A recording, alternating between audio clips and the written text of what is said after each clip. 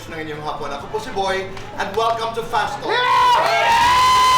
Mabuting tao sa industriya at sa mundo, at isa sa pinaka-sexy, Ogie Alcacid!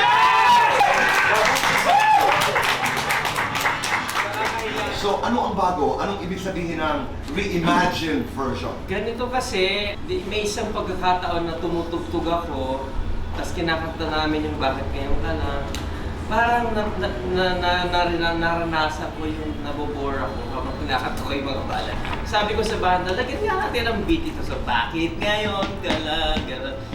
And then I started reimagining most of my songs. So, nandito ako, sa kanya, Mahal Kita Walang Iba. Dito sa concert na to, maririnig nyo Yung mga reimagined versions. Yeah. Ang totoo po nito, hindi namin alam kung ano yung date na yun. Yun po ang totoo. Okay. Or baka alam ni Regine, pero hindi niya sinasabi sa akin. So, nung nag-uusap kami, sabi, ano ba talaga yung date natin? Yung ating monthsary. Sabi ko, 11/11. Nag-invento ka? So, since then, naging 11? Naging 11/11 na yun. Okay.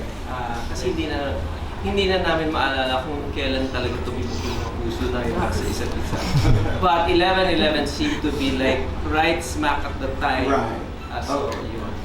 Isipin mo, boy, dalawang tao, magkaiba, lalaki, babae, magkaiba ng ugali at lahat. Sa simula, maganda yun.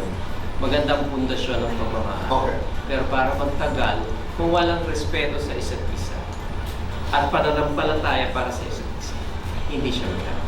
I get it. Iniisip ko pala ngayon, umiiyak na ako. Kasi ang tingin ko kasi sa panganay ko, kahit 27 na po siya, ang tingin ko rin pa rin sa kanya is a little girl. You know? But I would be so proud. He is a very nice man. We did not start off on the right foot nung simula, but we understand each other, we communicate well. Saludo ako sa kanya, sa pag-aalaga niya sa 11/11 o 12/12? 11/11. Music, lyrics. Music. Araw-araw, bawat araw. Araw-araw. Ikaw o si Regine, mas malambing, Regine. mas kuripot, Walang kuripot sa akin. mas sumpungin, Siya. mas matalas ang tenga, Ako. mas madaling mapagod. Siya. Gagawing musical ang buhay mo, sino ang bida? Ako. Sino ang leading lady? Regine. Sino ang kontrabida?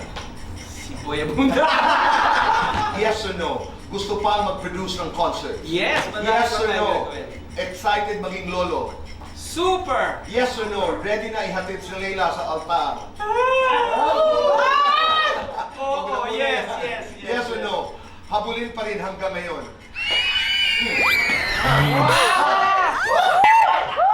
Hindi ko alam. Lights on or lights off? Lights off. Happiness or chocolates? Chocolate. Best time for chocolates? After, you know. Okay, complete the sentence. Dito sa puso ko, Ikaw lang ang aking mamahalin.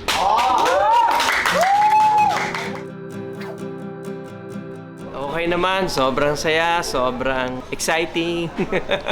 At alam mo naman si Boy, like Kuya Boy is always asks the right questions.